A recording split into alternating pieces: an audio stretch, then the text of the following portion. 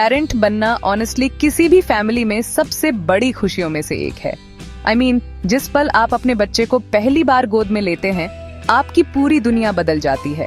और एक नए पेरेंट होने के नाते मैं बस अपने बच्चे के लिए सबसे अच्छा करना चाहती हूँ, चाहे वह वैक्सीनेशंस के बारे में हो, सही डायपर्स चुनने के बारे में हो, या सुरक्षित बेबी प्रोडक्ट्स चुनने के बारे में हो। लेकिन लेट्स बी रियल, ये बिल्कुल वही जगह है जहाँ सबसे बड़ा क्लैश होता है।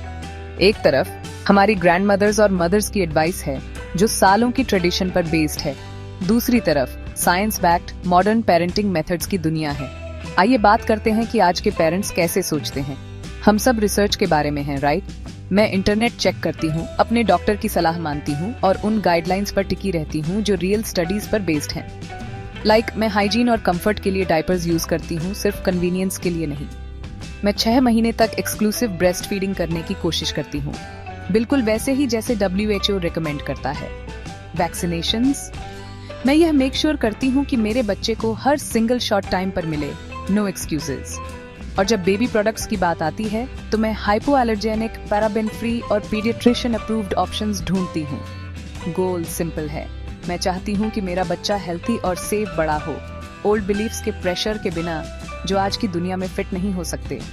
लेकिन फिर ग्रैंडमदर्स, दादी और नानी का पर्सपेक्टिव भी है, जिन्होंने खुद बच्चे पाले हैं और उनके पास अपनी विजडम है।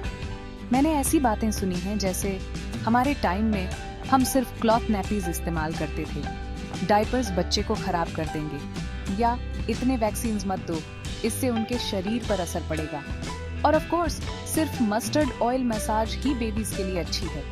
और ऑनेस्टली अगर मैं इन सजेशंस को फॉलो नहीं करती हूँ तो कभी कभी मुझे वो क्लासिक टॉन्ट्स मिलते हैं, तुम्हें क्या पता, हमने भी बच्चे पाले हैं, तुम इतनी एजुकेटेड हो लेकिन तुम्हें ट्रेडिशन नहीं पता। यह राइट हियर जनरेशन गैप है। ये सिर्फ पेरेंटिंग के बारे में नहीं है, ये 2 दुनियाओं के बारे में है जो सबसे अच्छा करने की कोशिश कर रही है, लेकिन बहुत अलग तरीकों से। तो सॉल्यूशन क्या है? बैलेंस।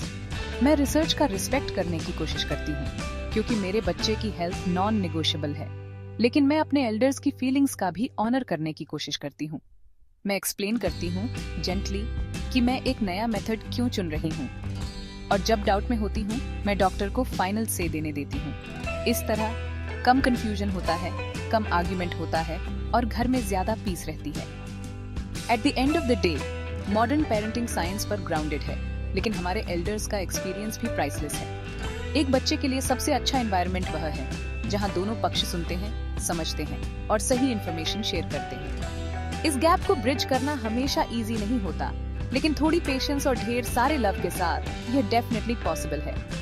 आफ्टर ऑल हर पेरेंट, ओल्ड या न्यू, एक ही चीज चाहता है, एक हैप्पी हेल्थी चाइल्ड।